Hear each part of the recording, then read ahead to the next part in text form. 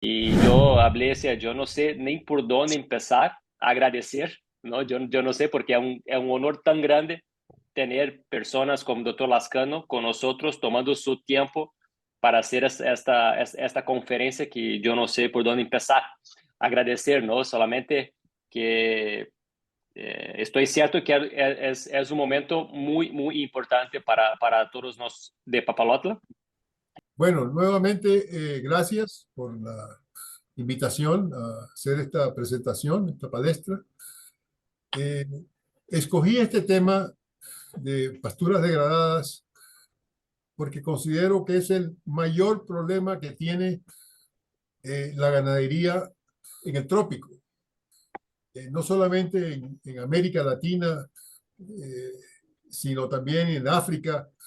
La degradación de pasturas es un problema muy serio, que tiene repercusiones económicas, obviamente, para los productores, para la sociedad, pero también tiene repercusiones ambientales. Es un tema que tiene íntima relación con los efectos de cambio climático y ganadería. Eh, entonces voy a tratar de resumir en esta presentación algunas de las ideas que he venido manejando con el tema de pasturas degradadas, porque necesariamente tienen que estar asociadas a manejo del pastoreo, que es el otro tema de la presentación. Entonces, si me permiten, voy a dar unas estadísticas muy rápidamente sobre el problema. Se calcula que alrededor de un 80% de los suelos agrícolas del mundo sufren de algún problema de erosión, de degradación, bien sea moderada o severa, y un 10% sufre una erosión ligera. O sea que es un problema muy magnificado a nivel mundial.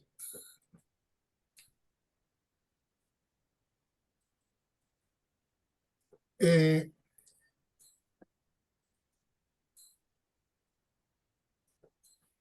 en la región, Brasil pues es uno de los países, el país más grande, tiene varias estadísticas, he podido ver, pero la que creo yo que puede representar lo que el problema es alrededor de unas 96 millones de hectáreas de pasturas degradadas.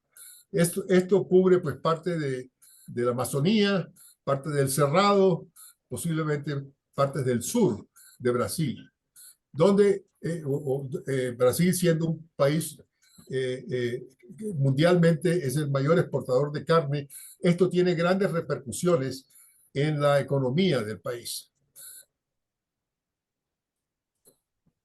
¿No? ¿Dónde está para poder pasar? Eh, Debería estar ahí. Aquí está. Ujú. En otros países de la región también existen problemas serios de degradación. Destaco aquí a México, Argentina, con 50% del área con problemas de degradación.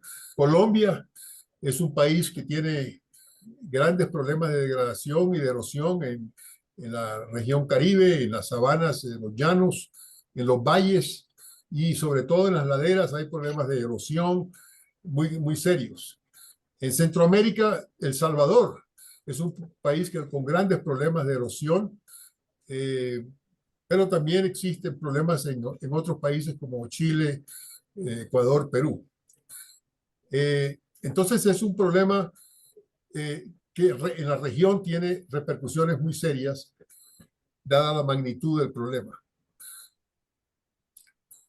El objetivo mío en esta charla es resumir algunas alternativas para recuperar pasturas degradadas y compartir con ustedes algunos principios sobre manejo de pasturas.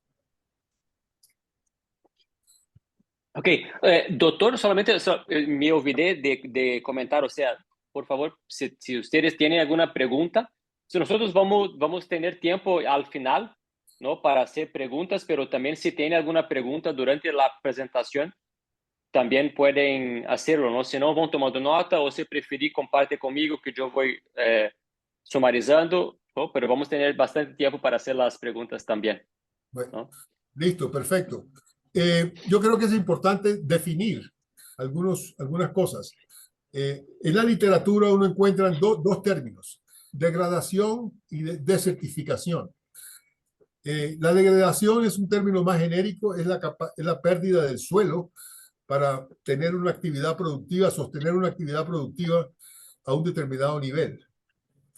Pero también es muy usado el término de desertificación, que se refiere más que todo a las tierras de zonas áridas o en trópicos subhúmedos, secas, dando a reflejar que es como el avance del desierto. Eh, y es un problema serio, repito, en zonas secas, áridas y subhúmedas. Pero cuando ustedes vean estos dos términos, más o menos la connotación es la misma.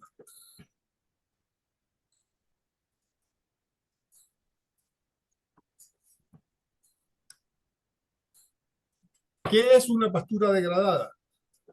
Bueno, hay varias definiciones, pero he preferido usar esta, y es la que produce menos forraje de lo que es considerado normal. Toda pastura tiene un nivel de producción de biomasa dependiendo de la especie, de la planta, de la especie que está sembrada, pero también del sitio donde crece, porque está afectada esa producción por las lluvias y por el suelo y por las prácticas de manejo. Entonces, si uno tiene unas condiciones ideales de manejo y la producción se cae o empieza a caerse, esa pastura está en un proceso de degradación. Este es un ejemplo de pastura degradada erosionada, muy común en zonas de laderas, a donde se ve problemas de muy poquita biomasa, aún en época de lluvia, y se ve erosión. Eh, esta diapositiva también se podría incluir otra que muestre pasturas degradadas en zonas planas, a donde tal vez el principal problema es malezas o plantas no deseables. ¿Cuál es el efecto de tener una pastura degradada? Bueno, es menos forraje. La menor cantidad de forraje tiene repercusiones primero, en la capacidad de carga. Ya yo no puedo tener el número de animales que yo quisiera tener por hectárea, por unidad de superficie. Se me baja la producción animal. Los animales van a producir menos carne, menos leche, pero también hay un efecto ambiental muy grande, y es la producción de metano y la baja acumulación de carbono en el suelo. Entonces, esta degradación de pasturas tiene implicaciones económicas y implicaciones ambientales, como había indicado inicialmente. Y de ahí la importancia.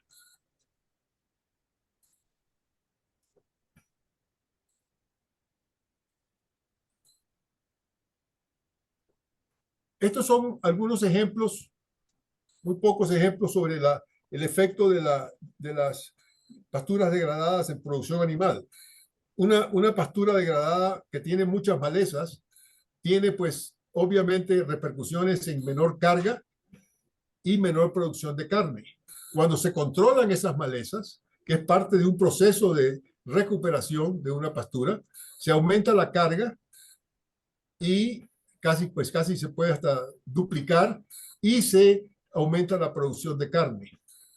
Este control de malezas pues se puede hacer en forma mecánica o forma química, pero es una de las prácticas para controlar una de las consecuencias de la degradación de pasturas. Hay unos efectos económicos. Este es un ejemplo que tomé del Petén, en Guatemala, donde se hizo un estudio muy grande, financiado por los holandeses, a donde se ve cómo, pasando de una degradación ligera a una muy severa, la producción las ganancias del productor por vaca por año se disminuyen en forma impresionante, hasta llegar a $600 por vaca año. y el número de vacas por hectárea por año también se reduce.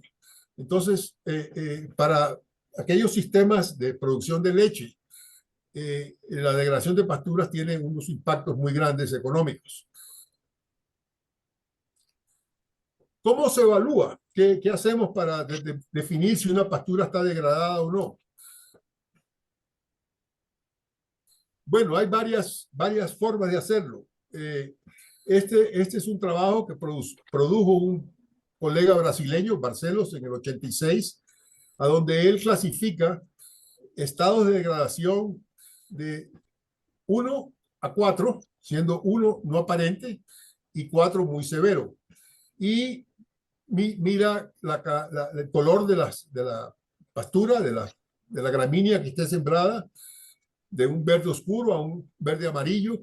Normalmente este color refleja deficiencias de nitrógeno. Cuando la pastura está degradada, pues tiene unos problemas de deficiencia de nitrógeno. La materia muerta también se aumenta. Muy importante el suelo desnudo. A medida que la pastura va degradándose, se ve partes del potrero con suelo desnudo y las malezas aumentan. La otra forma de mirar degradación es cuantificando la producción de forraje, donde en una región uno hace mediciones y mira que una pastura en buen estado pues tiene un nivel de producción alto de materia seca por hectárea, y a medida que va degradándose, esa producción de materia seca se reduce. También se observa, es importante observar en estas pasturas qué cantidad de gramíneas palatables hay, porque puede ser que gramíneas palatables son reemplazadas en estas pasturas degradadas por gramíneas no palatables. Y nuevamente suelo desnudo y malezas son criterios para definir el grado de degradación de una pastura.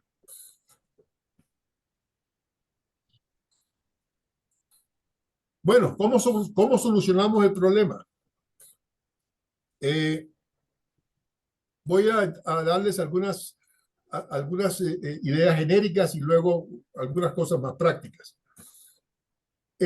Hay tres principios que debemos tener en cuenta cuando vamos a hablar de pasturas degradadas, que tienen funciones en el tiempo y funciones de rentabilidad y de bienes y servicios ambientales. El uno es la renovación, y voy a definirles qué es renovación: labranza y fertilización de la pastura. El otro concepto es recuperación, que implica labranza, fertilización, pero también implica introducción de especies mejoradas. Y es aquí donde creo que Papalotla tiene un rol importante por las especies mejoradas que maneja para recuperar pasturas. Y el otro concepto es el de diversificación, y es la introducción de árboles, rotación con cultivos. Esta parte de diversificación es, en mi concepto, una parte donde tal vez se ha exagerado mucho. Y se ha exagerado mucho por los llamados sistemas silvopastoriles. Mucha gente, muchos técnicos, muchos programas empiezan a hablar de recuperación de pasturas por la introducción de árboles o de plantas arbustivas, lo cual tiene unas repercusiones muy grandes en manejo y en costos. Y por lo tanto, la adopción de estos sistemas es muy baja, a pesar de todo el esfuerzo que se hace de introducir árboles en pasturas degradadas por los costos. Lo otro es rotación con cultivos. Esto es una práctica que todos los días avanza más, sobre todo en el Cerrado de Brasil, con muy buenos resultados, pero que requiere cierto grado de tecnología que no existe en muchas regiones, en muchos países de la región. Entonces son tres conceptos que nos llevan hacia el mejoramiento de las pasturas en estados degradados.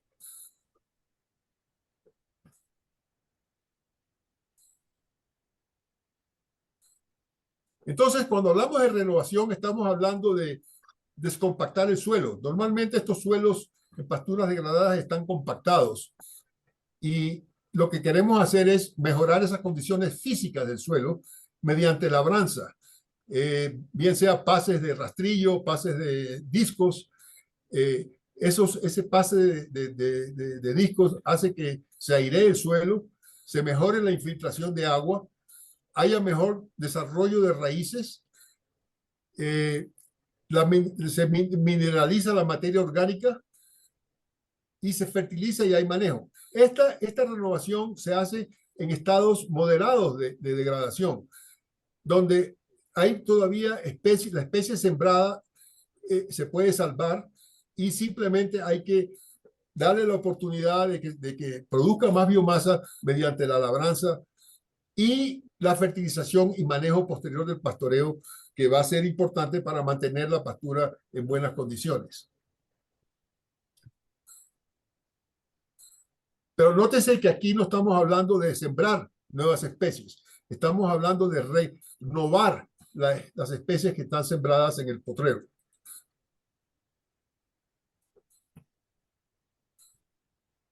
La recuperación es tal vez la parte más importante, porque aquí estamos hablando de pasturas ya en un estado bastante alto de degradación, a donde queremos recuperarlas. Y esa recuperación involucra no solamente la labranza, mejoramiento del suelo, sino también implica la siembra de nuevas especies, porque normalmente uno piensa que si se degradó una pastura, uno quiere que la pastura recuperada tenga especies mejoradas, más productivas que la especie que se acabó o que se fue.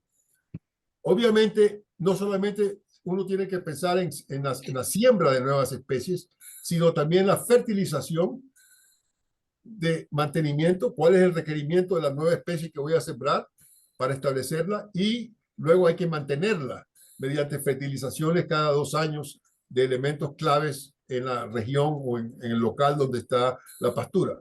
Y el manejo del pastoreo, que es necesario para mantener la pastura recuperada, productiva.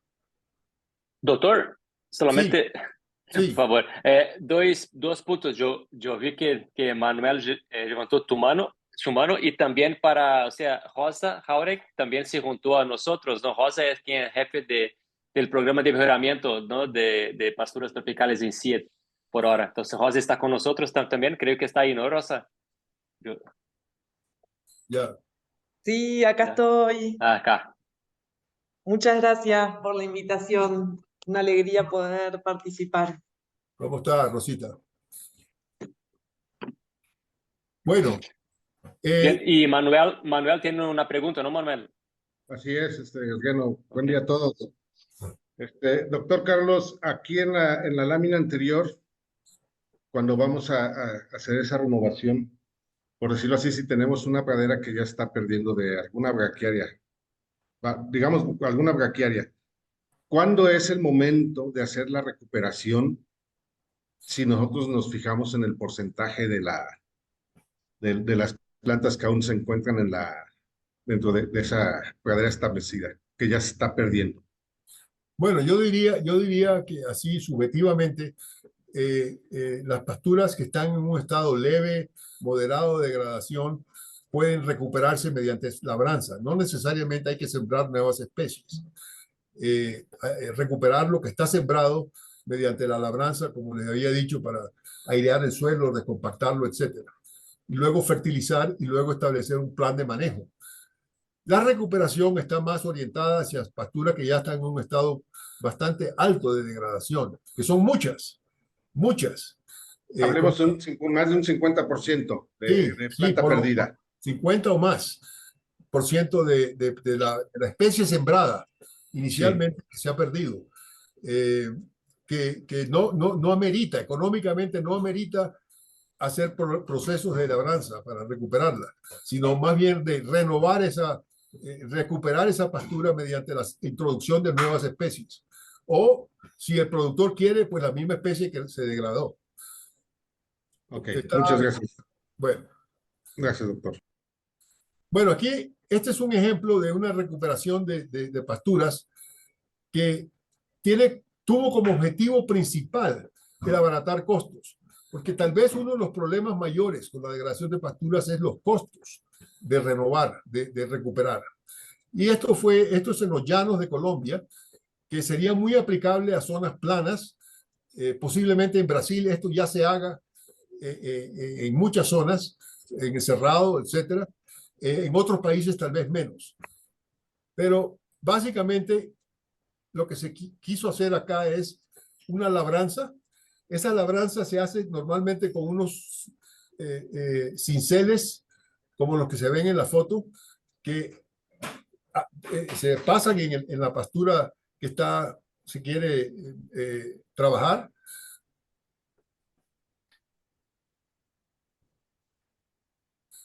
Luego, en el caso de los llanos, son suelos muy ácidos, se quiere encalar para pasar la saturación de aluminio, aumentar esa saturación de aluminio para las especies que se quieran sembrar. Esto sería muy importante, por ejemplo, si uno quiere sembrar un panicum en estas especies, tal vez un braquiaria decumbens o tal vez uno de los híbridos que están más adaptados a suelos ácidos, no sea necesario encalar. Pero eso va a depender mucho del nivel de saturación de aluminio del suelo.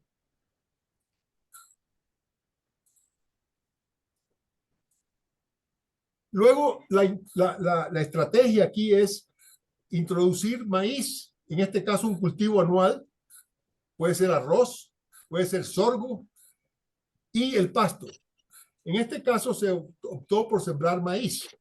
Se decidió que se iba a sembrar entre 20 y 25 kilos de maíz por hectárea y de 5 a 6 kilos de semilla de pasto.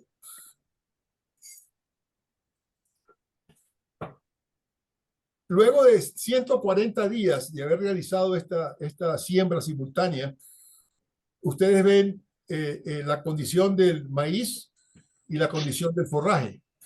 El maíz ya está para cosecha, en este caso se usó una combinada, y la condición del pasto muy verde y en muy buenas condiciones. El resultado de esta estrategia es una producción de granos de maíz. En este caso se produjo 500 kilos o 5.000 kilos, 5 toneladas, que sirven para financiar todo el proceso. Normalmente se llega a un punto de equilibrio. El forraje queda gratis, 4.200 kilos, una cantidad muy grande de materia seca de muy alta calidad, y queda unos residuos del maíz que se incorporan al suelo, lo cual es importante para la formación de materia orgánica. Entonces, como ustedes ven, hay un efecto económico mediante la venta del maíz y un efecto en la pastura que tiene repercusiones en la producción de carne o leche, dependiendo de para qué se va a usar la pastura. En este caso, pues, 45 días después de la cosecha del maíz, se produjo la producción de carne de esta pastura, perdón, fue de 510 kilos por hectárea por año. Una producción muy alta para las condiciones del llano, con una muy buena biomasa y excelente desempeño animal. Entonces, esta es una estrategia que se puede pensar en algunos lugares. Tiene algunas limitaciones, como discutiremos más adelante. Pero para mantener una pastura productiva como la que les mostré, se requiere no solamente seleccionar especies mejoradas, sino implementar un programa racional de manejo. Entonces, nuevamente, la combinación especies mejoradas y manejo.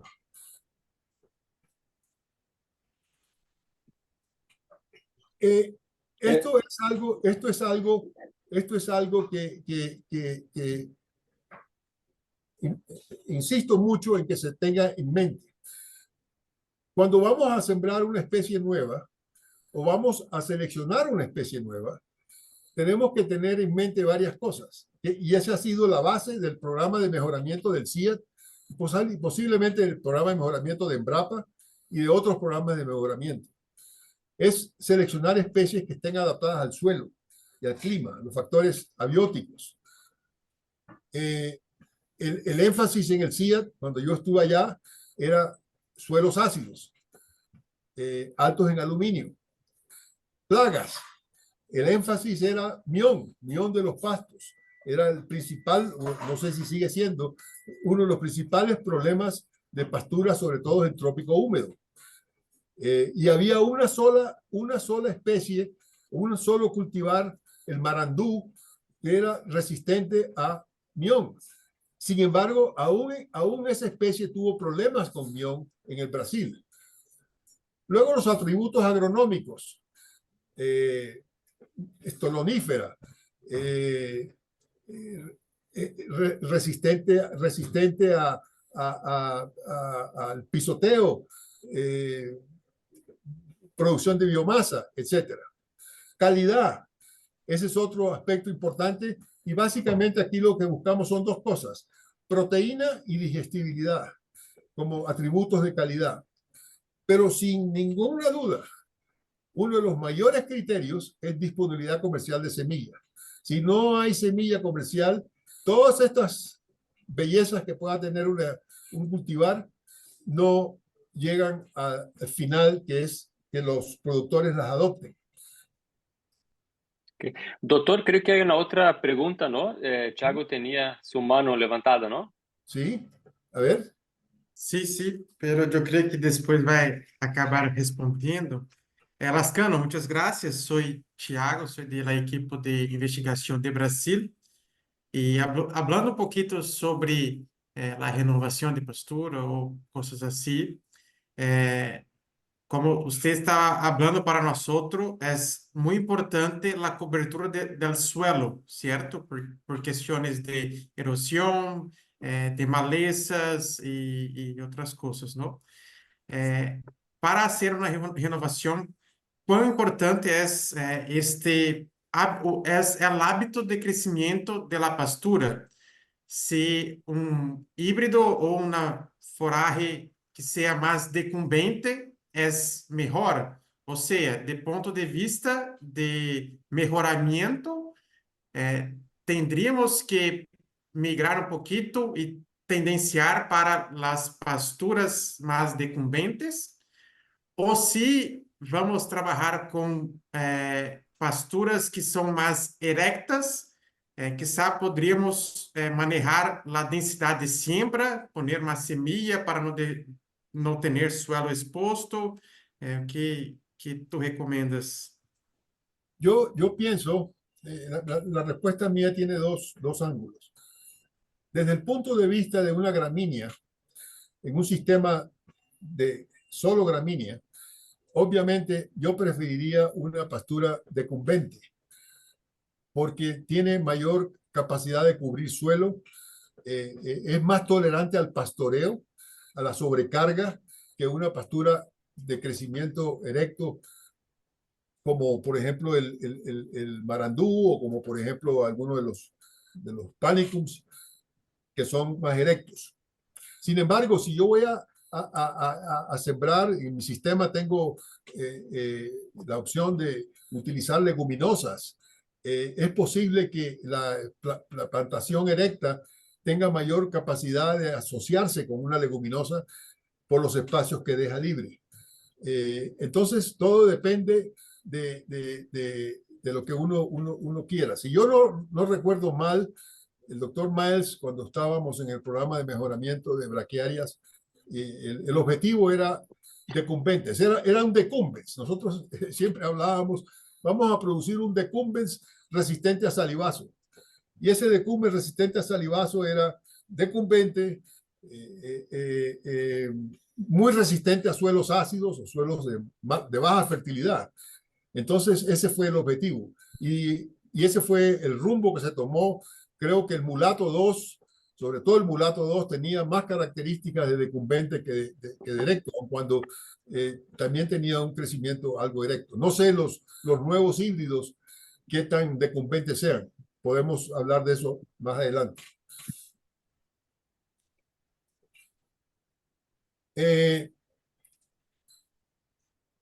Para liberar un cultivar, y eso creo que Papaloto lo hace muy bien, se hacen evaluaciones regionales, donde se mira respuesta a fertilización, rendimiento de forraje en época seca y en época de lluvia, nuevamente resistencia a plagas y enfermedades, y rendimiento de semillas. Muchas de estas plantas pues tienen,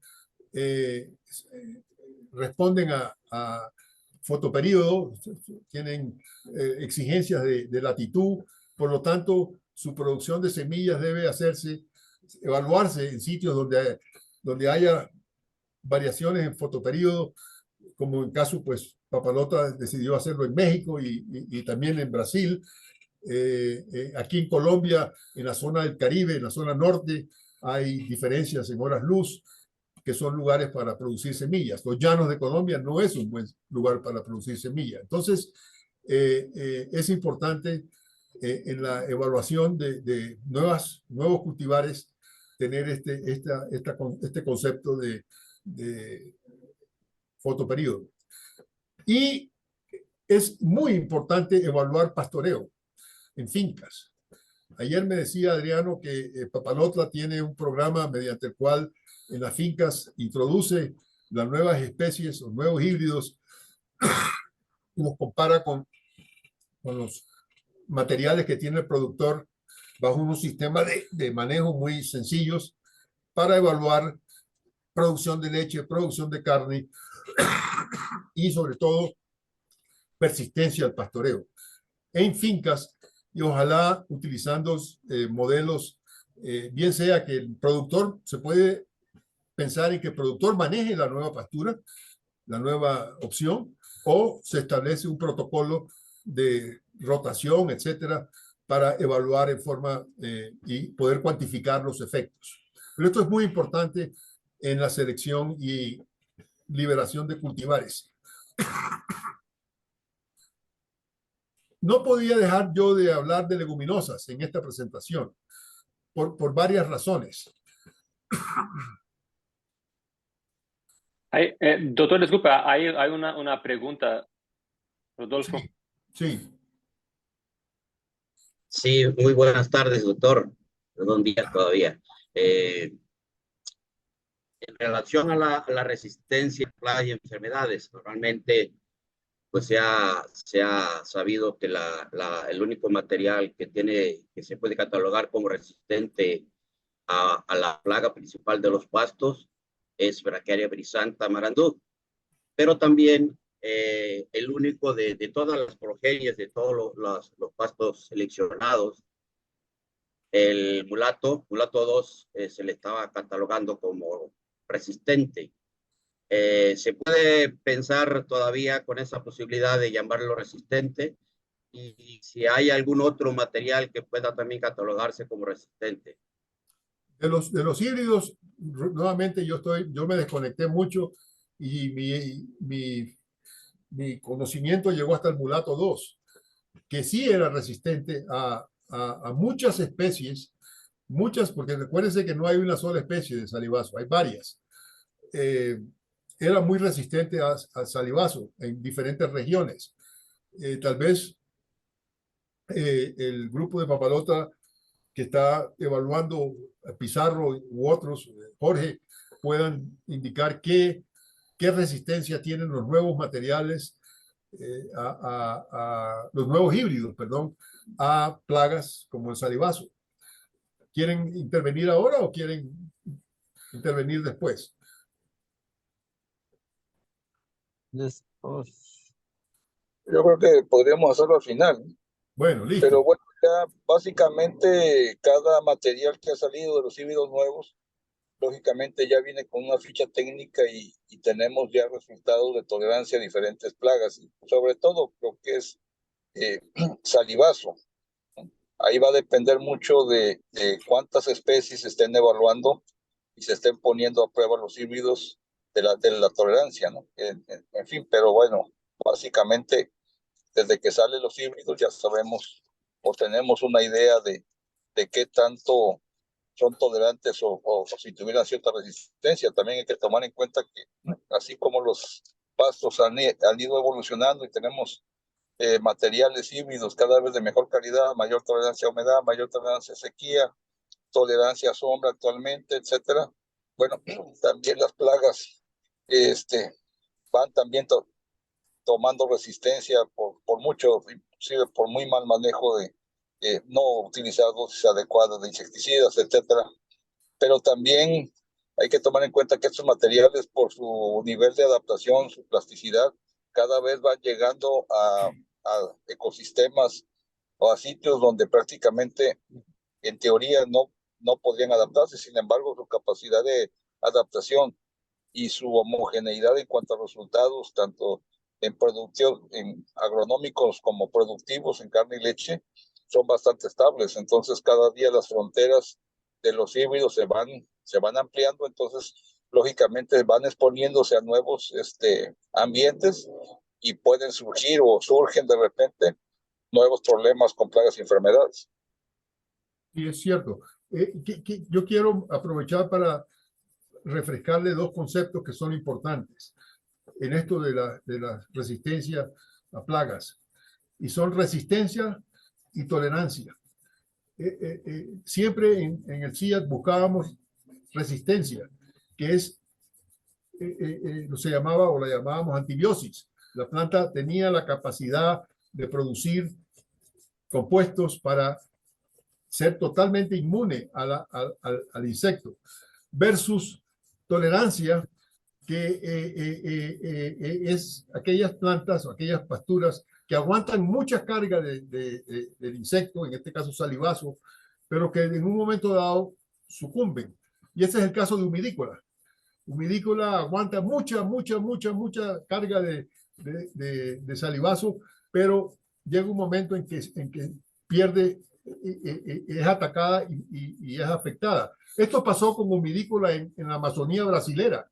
En la Amazonía brasilera, la humidícola tuvo un auge muy grande, aguantó mucho salivazo, pero llegó un momento en que ya no aguantó la carga de salivazo en esa zona y fue reemplazada por marandú.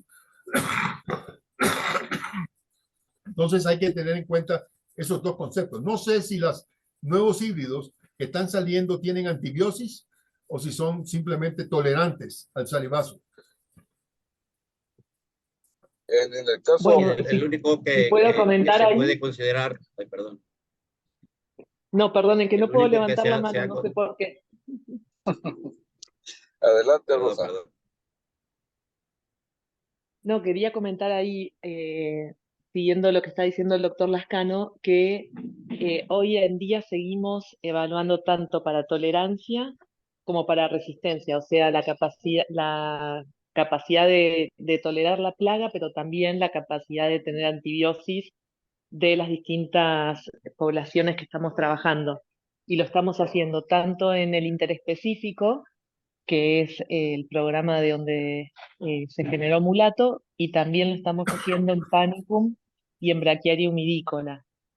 Y justo ahora estamos por iniciar una nueva colaboración con la Universidad de Caquetá, de la Amazonía, para también evaluar los híbridos en esas condiciones que, como estaba diciendo el doctor Lascano, son de una presión muy alta de salivazo.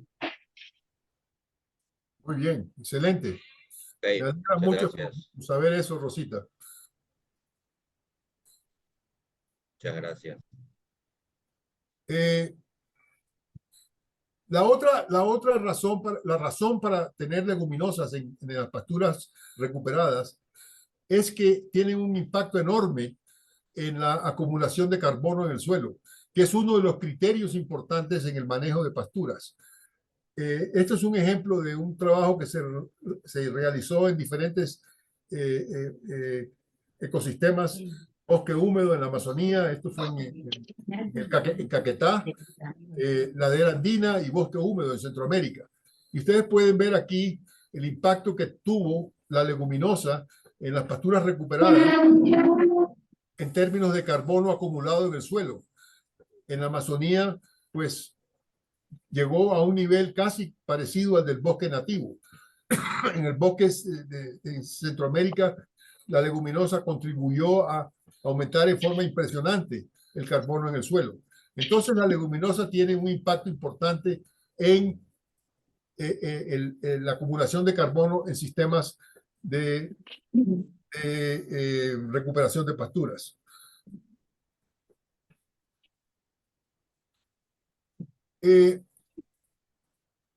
Vamos a hablar ahora sobre manejo.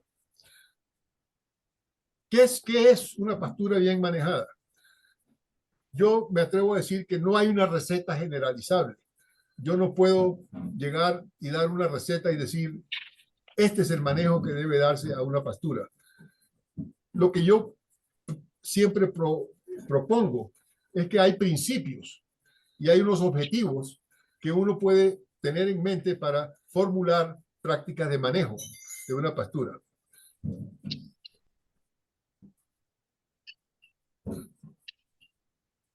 ¿Cuáles son los factores a considerar en el manejo? Bueno, el clima. No es lo mismo manejar una pastura en una zona donde no hay sequía prolongada versus una donde hay periodos secos largos. El suelo.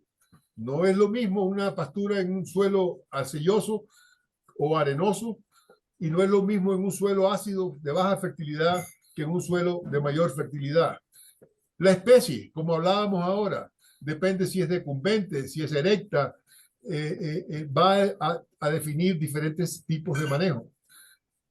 Los nutrientes, la fertilización, va a depender de la demanda de la especie nueva o de la especie que se va a sembrar, pero también de las condiciones del suelo, la fertilidad del suelo. ¿Y cuál es el objetivo del productor? El productor debe tener y se debe conversar con él sobre qué quiere. ¿Él quiere maximizar producción por animal o quiere maximizar producción por hectárea? Normalmente, en áreas donde la tierra no es tan costosa y es más costoso el animal incluso, el productor de repente quiera tener más producción por animal, más leche por vaca, más ganancia de peso por novillo, versus áreas donde la tierra es muy costosa y el productor lo que quiere hacer es maximizar la producción por hectárea o por unidad de superficie, porque el precio de la tierra es alto.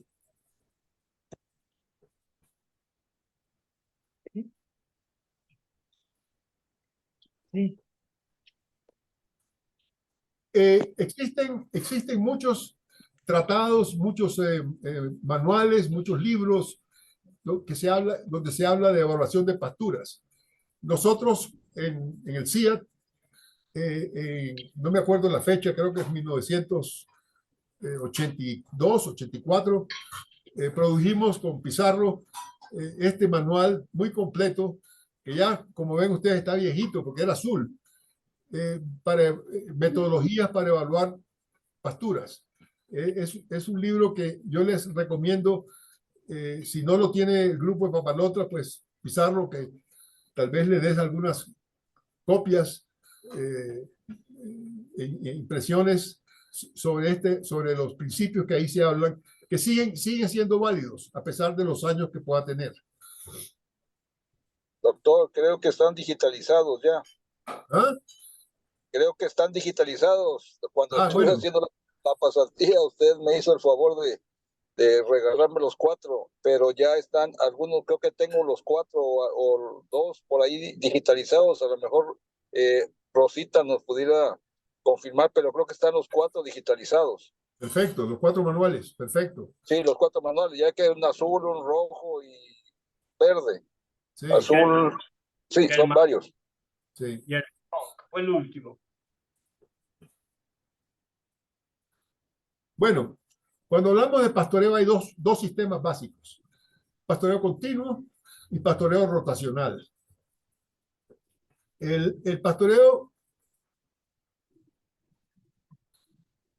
continuo, perdón,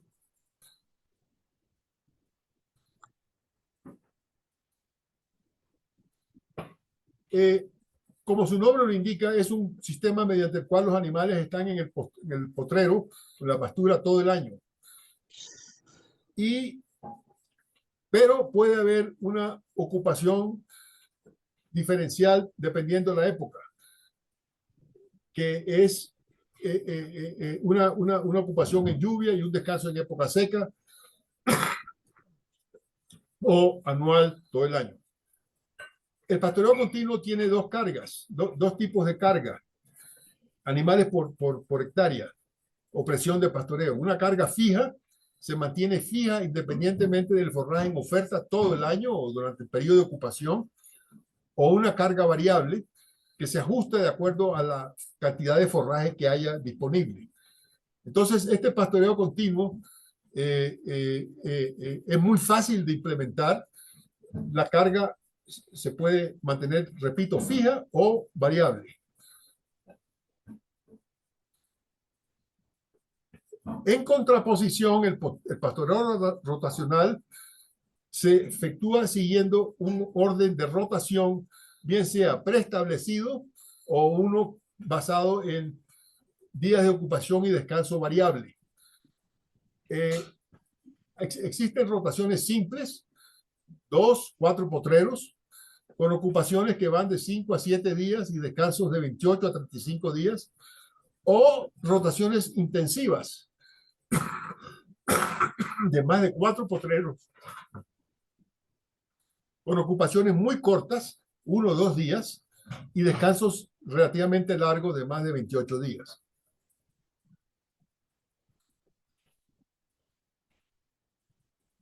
¿Cuáles son los variables en el manejo de una rotación? Bueno, el forraje en oferta me va a determinar los días de ocupación. La recuperación del pasto, qué tan rápido se recupera, me va a determinar el descanso que yo le doy a ese pasto. Y la calidad del forraje y consumo me va a determinar la producción animal. Es importante, les doy aquí esta formulita que ya la deben conocer. En las rotaciones, el número de potreros es igual a los días de descanso sobre los días de ocupación más 1. Entonces, con esta formulita se puede calcular en un predio cuántos potreros requiero para tener una rotación determinada. ¿Cuáles son las ventajas del sistema rotacional versus el continuo? El sistema rotacional tiene varias ventajas. Una es que hay mayor producción de forraje y por lo tanto utilización más eficiente del forraje. Se cosecha más forraje producido. Hay una mayor capacidad de carga del potrero y una mayor ganancia de peso por hectárea. Entonces, estas 3 ventajas son importantes en el pastoreo rotacional. En el continuo, el manejo es mucho más sencillo, como lo había dicho antes. Los animales tienen mayor oportunidad de seleccionar las partes de la planta que seleccionan. Normalmente es más hojas. En el sistema rotacional normalmente consumen más tallos. Y las ganancias de peso son mayores en el pastoreo continuo, pero dependiendo de la carga, como les voy a mostrar ahora.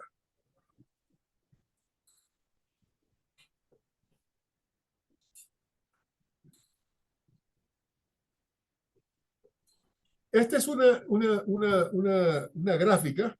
Esta gráfica la produjo, si no estoy mal, el doctor Mott hace muchos años en la Universidad de Florida, donde muestra cómo en el eje de las X está la carga o presión de pastoreo y en el eje de las Y está la ganancia de peso.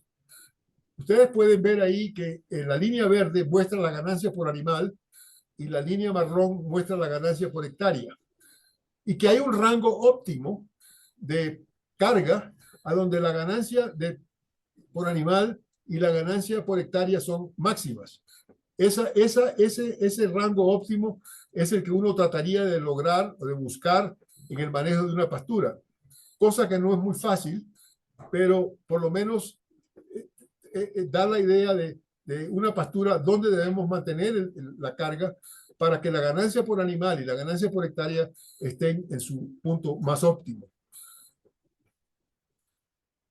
Sin embargo, en la práctica lo que uno ve es que a medida que aumenta la carga en un potrero, la ganancia de peso por animal cae en forma lineal, no en forma curvilínea, en el rango de cargas que normalmente se usa. Y esta gráfica es muy importante La interacción aquí es muy clara. Cargas bajas, el pastoreo continuo produce mayor ganancia de peso, como les había dicho. Llega un momento en que se cruzan con pastoreo rotacional, donde es un punto donde el pastoreo rotacional, a medida que aumenta la carga, se cruza con el pastoreo continuo y ganancia de peso. Entonces, si yo quiero tener una mayor capacidad de carga o una mayor carga, es posible que yo opte por un pastoreo rotacional, pero teniendo en cuenta que llega un momento en que también va a caer la producción por animal.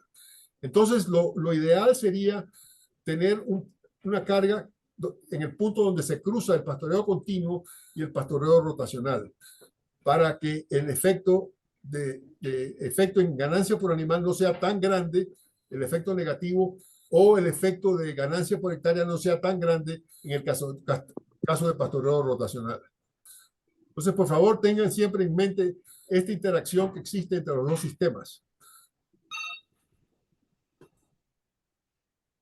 ¿Cuáles son los principios del manejo intensivo?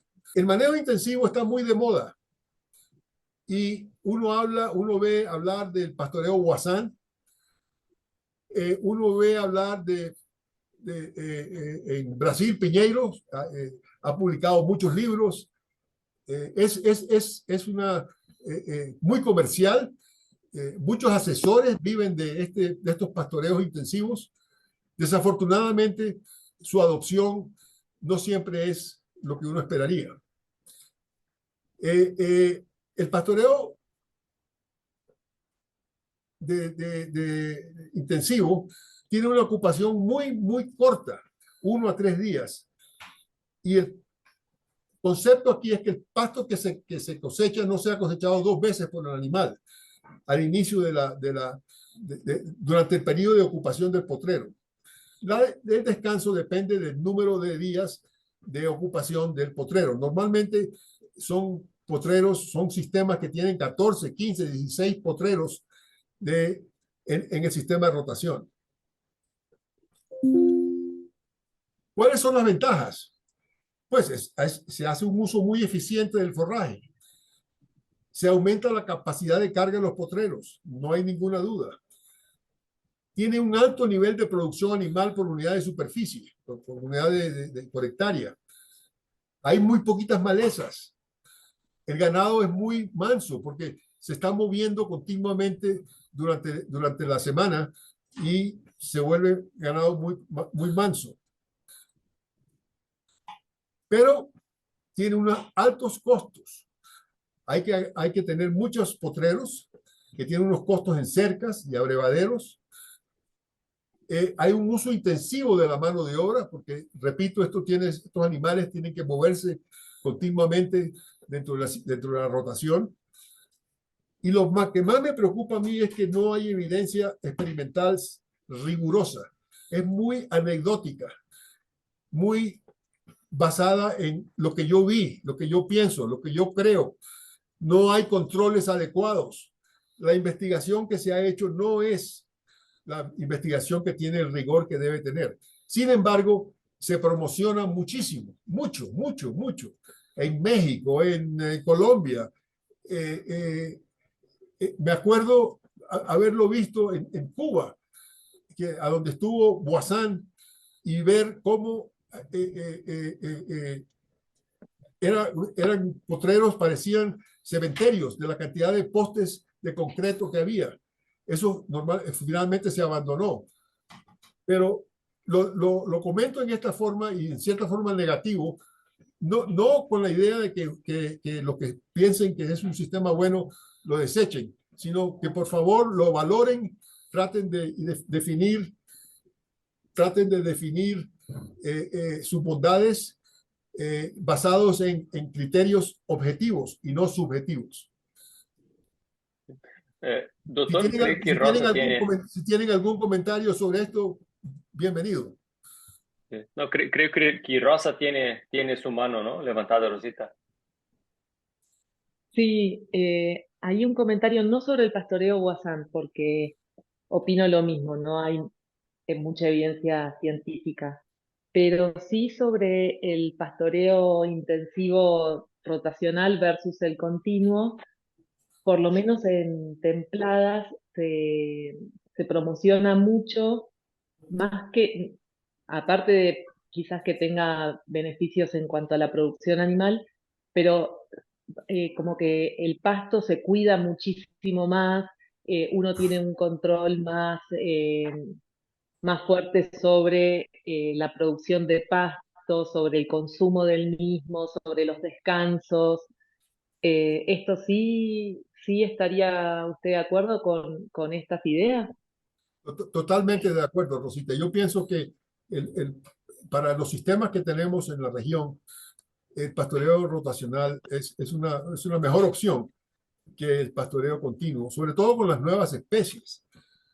Tal vez con especies menos productivas no sea el caso, pero con las nuevas especies, los nuevos cultivares que están saliendo, tanto en zonas del cono sur, zonas templadas o zonas tropicales, no tengo la menor duda que los sistemas rotacionales que varían en términos de descanso, de ocupación, son mucho más apropiados para efectos de utilización de la pastura. Y entonces estoy totalmente de acuerdo. Gracias. Ahora, ¿por qué los productores no invierten? Porque es un hecho que no hay un esfuerzo mayor en la inversión de recuperación de pasturas. Más adelante les voy a contar lo que me pasó a mí aquí en Colombia. Bueno, la inversión inicial es alta. Por eso les presenté aquella alternativa de introducir cultivos con los pastos para renovar, para recuperar pasturas. Es una forma de reducir el costo. Pero otro problema que hay es falta de maquinaria apropiada.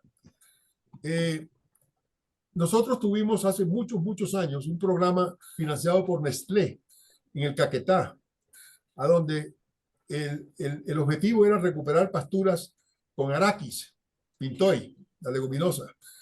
Y teníamos fincas pilotos y teníamos todo lo demás. Se demostró las bondades de tener la leguminosa para recuperar las pasturas, pero no había maquinaria para hacer la recuperación de la pastura. Lo que hizo Nestlé fue que dijo, ok, ustedes, a los productores, ustedes me pagan con leche y yo les facilito maquinaria, les facilito la semilla y se creó una especie de un banco de semillas y un banco de maquinaria para que los productores pudiesen alquilar la maquinaria para recuperar las pasturas. Entonces, hay formas de hacerlo, pero en general, la falta de maquinaria en las fincas ganaderas, sobre todo, tal vez no tanto en Brasil, donde hay sistemas de cultivos asociados con pastos, con producción ganadera, en otras regiones no hay maquinaria apropiada. Y no hay crédito tampoco. Los créditos, o si los hay, son muy altos los intereses o no está disponible.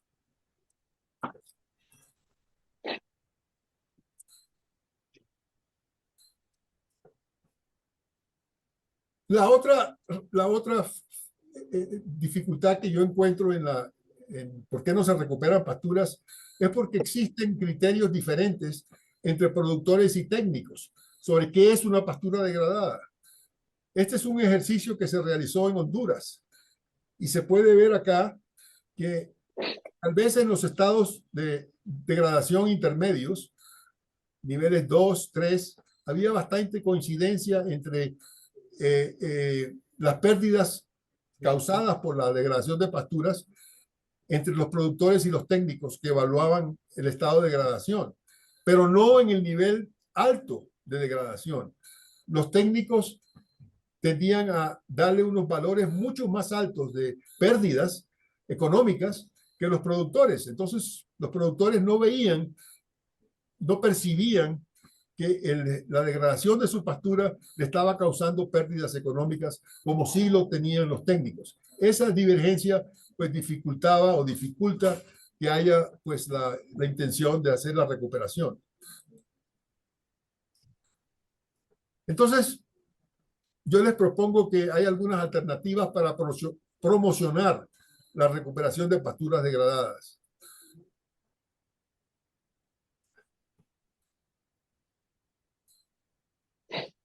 Y es a través de programas,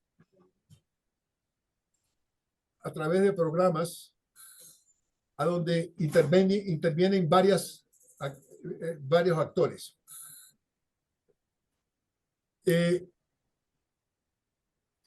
Un momentico.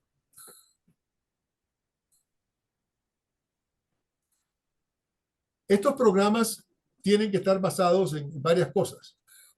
Primero hay que entrar en una región, cualquier región donde uno tiene interés, y hacer una caracterización del estado de las pasturas. ¿Cuál es la magnitud y cuáles son los estados de degradación? Y hacer un estimado de las pérdidas económicas. Esto es muy importante para estructurar un programa. Luego hay que tener unos criterios bien claros sobre qué prácticas de recuperación voy a utilizar en las fincas.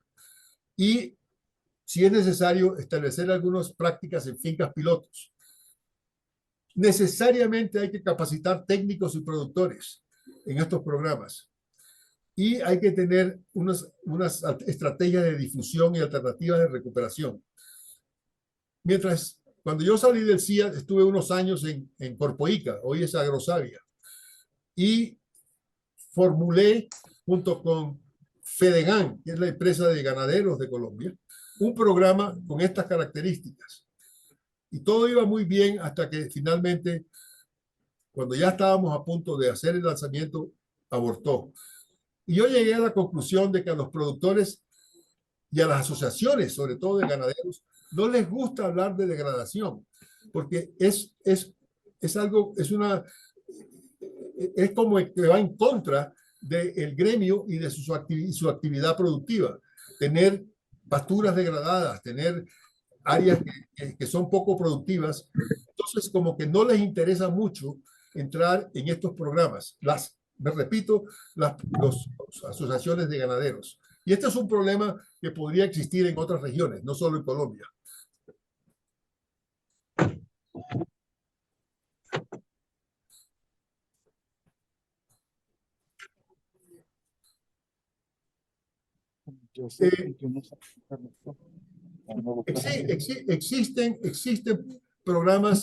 Existen programas muy interesantes de recuperación de pasturas. Yo creo que Brasil es el campeón.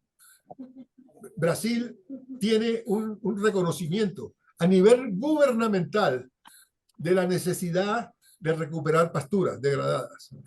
Por ejemplo, en este momento existe un programa nuevo que se llama Zafra, con inversiones muy altas, 1.4 mil millones de dólares, con apoyo a pequeños y medianos productores. Esto es un programa del gobierno, no es un programa de una federación, de una asociación, sino el gobierno está apoyando la recuperación de pasturas de pequeños y medianos productores.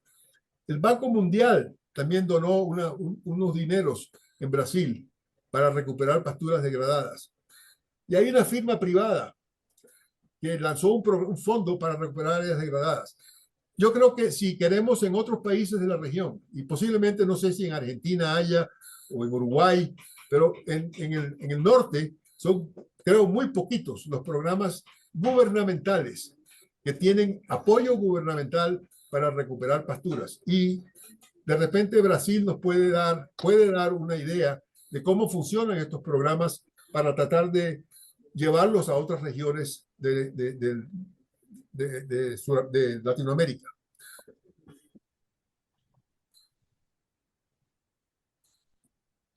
Sí, doctor, también para hacer un comentario, ¿no? En relación a esto, o sea, creo que sí hay muchos programas, incluso programas privados, ¿no? De algunas empresas, grandes empresas, ¿no? De productoras de carne, ¿no? Como los grandes grupos, ¿no?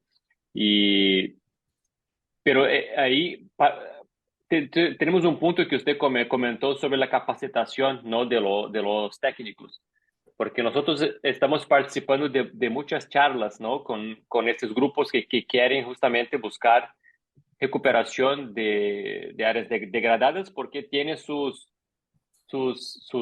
plantas, ¿no? ¿Cómo llamamos? Frigorífico, doctor, donde matan los animales, ¿no?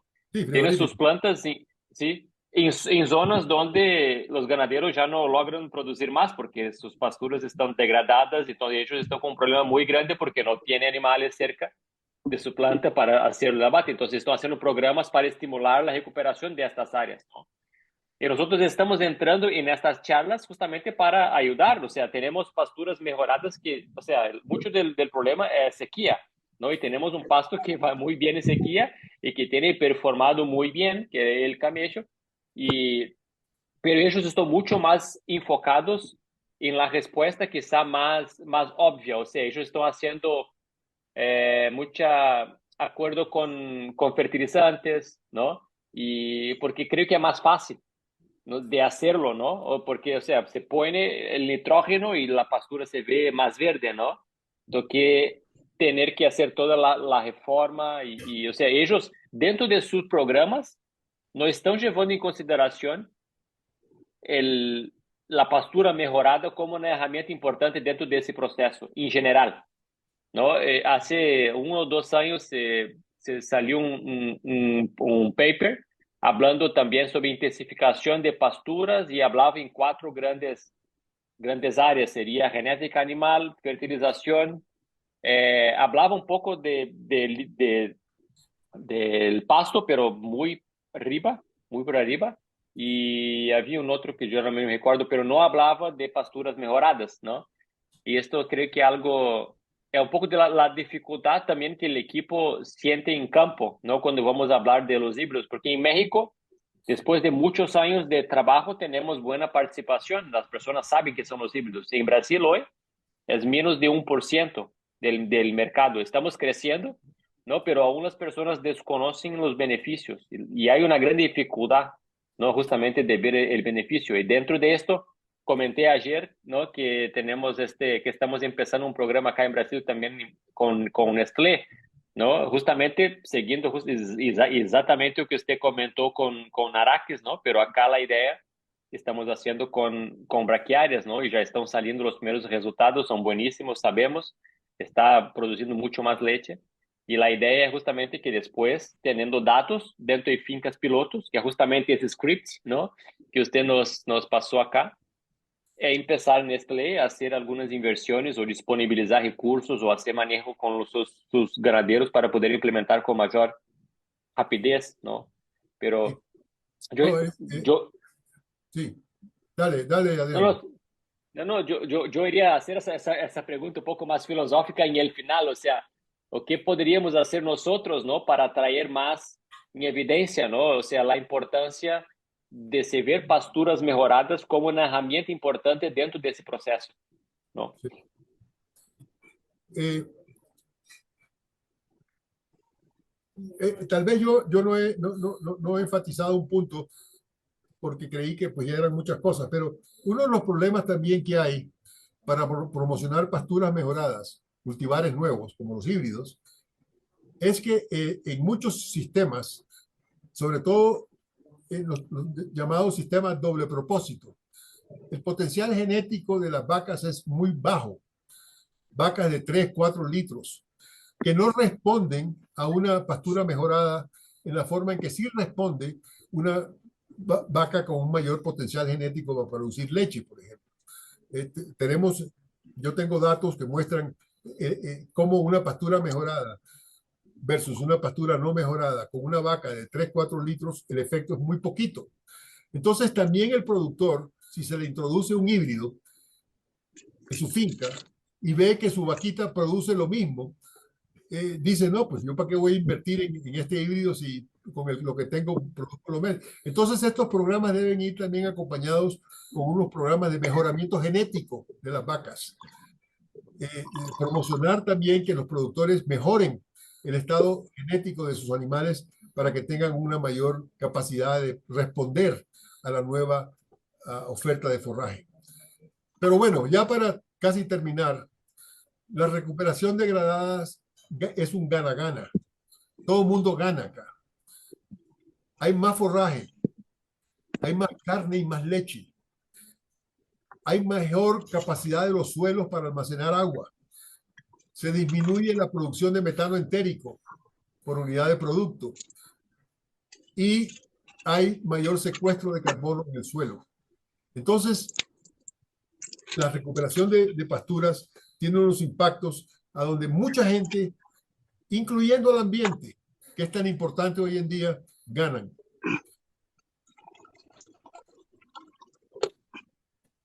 Pero las pasturas recuperadas y el cambio climático debe ser un foco, dada la importancia que no existía hace unos años atrás cuando iniciamos nuestros trabajos con Papalotla sobre cambio climático. Hablábamos de sequía, sí, como una alternativa importante para producir nuevos cultivares. Hablábamos de suelos húmedos, suelos inundables, como un criterio también para suelos húmedos. Pero hoy en día estamos hablando de algo más grande, que es el cambio climático, que tiene unas repercusiones más allá de sequía y suelos húmedos. Y es el efecto de la ganadería muy criticada por personas pues, no afectas a la ganadería, dado los impactos que tienen en el ambiente. Entonces, las pasturas recuperadas deben ser una herramienta de venta de nueva tecnología de cultivares para mostrar que con estas nuevas tecnologías se está haciendo un efecto positivo al ambiente. Porque sabemos que el grado de degradación de la pastura determina el nivel de carbono en el suelo. Hay una relación bastante directa. Y que las pasturas recuperadas promueven la remoción de CO2 de la atmósfera durante muchos años, hasta que se estabiliza el stock de carbono en el suelo a unos niveles pues, que se satura. Pero esos son muchos años. Entonces, la promoción de cultivares híbridos de Papalotla debe estar basada no solo en mión, debe estar no solo basada en capacidad de producción de biomasa, no debe estar basada solamente en la promoción de su tolerancia, de su buena calidad nutritiva o adaptación a sequía o adaptación a suelos húmedos, sino que tienen un impacto enorme en producción animal y en reducción de efectos negativos del cambio climático asociados con la ganadería. Este es un mensaje y yo quisiera que todo el mundo, posiblemente ya lo tienen, pero lo reitero y lo reafirmo mucho en esta charla como parte de mi conclusión. ¿Cuál es el mensaje entonces para el grupo Papalotla? Que ojalá se articulen, ojalá hagan parcerías, ojalá hagan sociedades con programas de recuperación en los diferentes países o promocionen programas, si no los hay, para recuperar pasturas como un medio de promocionar y difundir especies mejoradas. Es la mejor forma. Es decir, uno no puede llegar hoy en día a promocionar una pastura porque tengo semilla, porque la semilla es barata, sino tenemos que tener un contexto de por qué esa semilla de ese pasto mejorado, de ese híbrido, es importante en un sistema de producción de carne o de leche.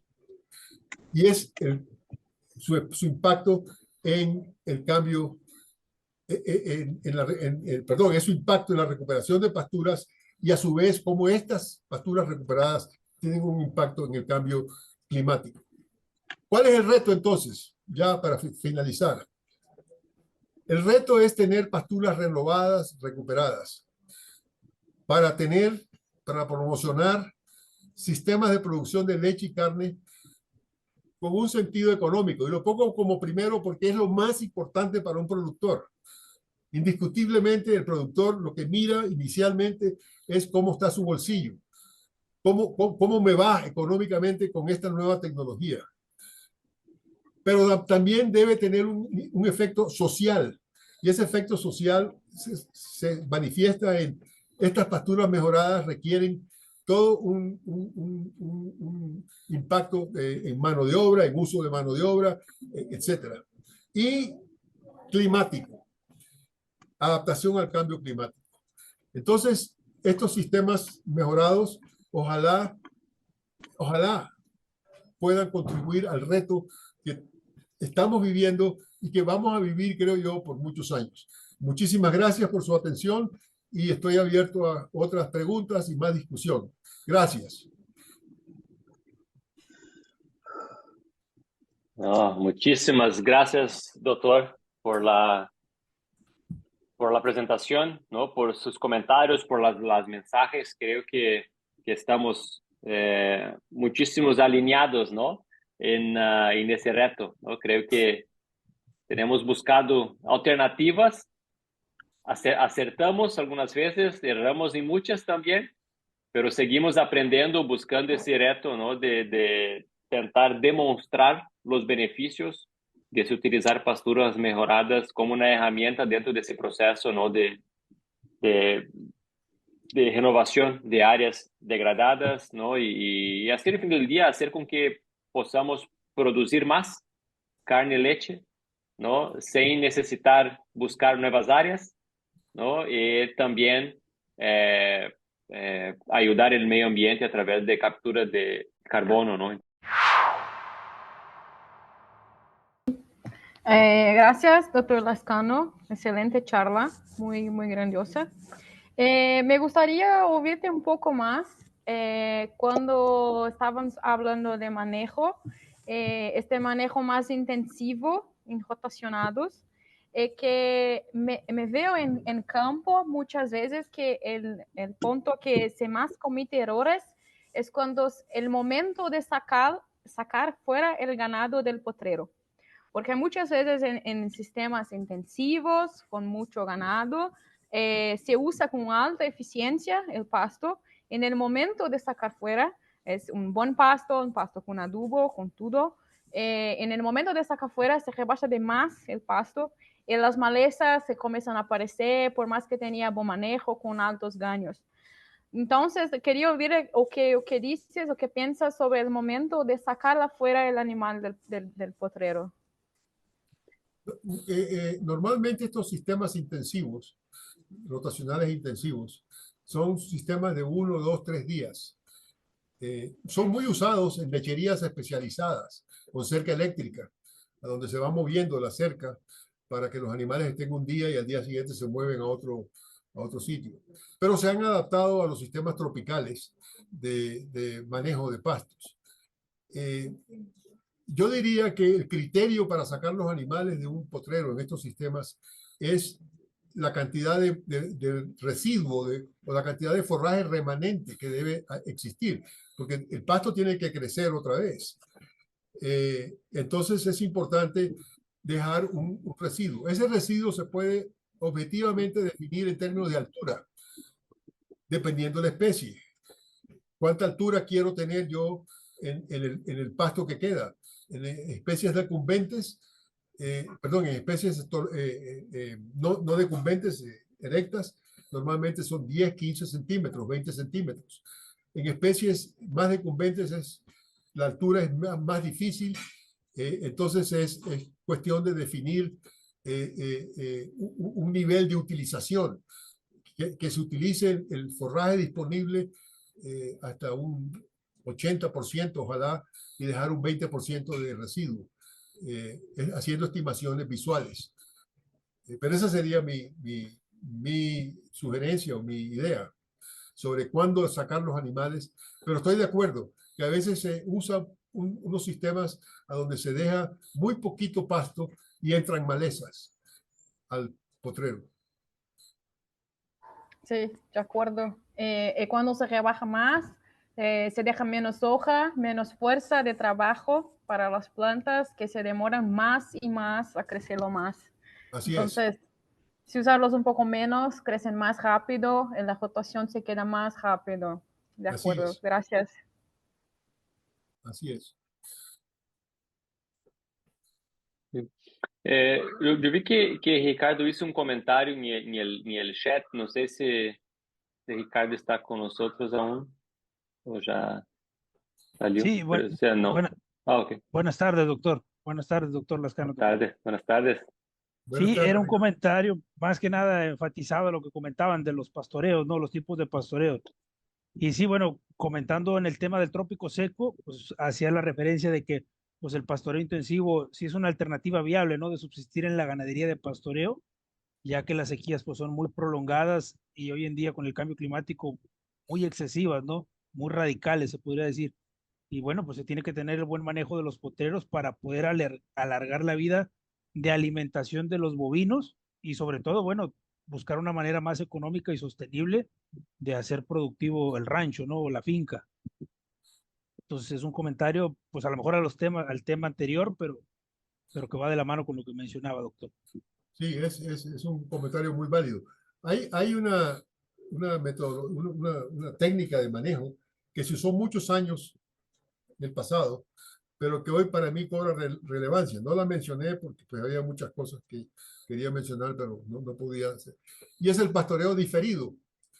En años pasados, el pastoreo diferido se usaba para que la planta produjera semilla y alimentara el banco de semillas del suelo. Y era una forma de mantener un buen banco de semillas para recuperación de la pastura. Pero también hoy en día es una alternativa que se tiene en zonas secas, como la que tú mencionas, para dejar heno en pie. Claro, Ese muy heno en bueno. pie, ese heno en pie es una alternativa. Si se utiliza con alguna suplementación de nitrógeno con urea o melaza o algún suplemento proteico para mantener animales durante la época seca. Y muy importante en zonas con periodos secos largos. Entonces, el sistema involucra dejar áreas en la época de lluvia que crezcan, no se usan y se tienen como pasto en heno en pie para la época seca. No sé qué tanto se usa en otros países. Aquí en Colombia se usó y no creo que se esté usando mucho ahora, pero es una alternativa que hay que retomar posiblemente. Doctor, en el norte de México sí se usa, se sigue utilizando, de incluso lo hemos hecho con camello, con mulato, Ajá, hasta 5 o 6 meses hemos dejado ahí la pradera, aunque sí explicamos al productor que no va a tener la misma productividad en cuanto a proteína, pero por lo menos tiene algo de comida para la época seca. Y más que nada porque también hay productores que no están tan tecnificados, ¿no? O que no claro. tienen las herramientas para hacer el corte o la inificación, ¿no? Hoy en día también el campo mexicano, bueno, pues hay de todo, ¿no? Desde productores muy intensivos hasta productores, pues, con menos recursos, ¿no? Pero sí se ha aplicado, desde luego que sí.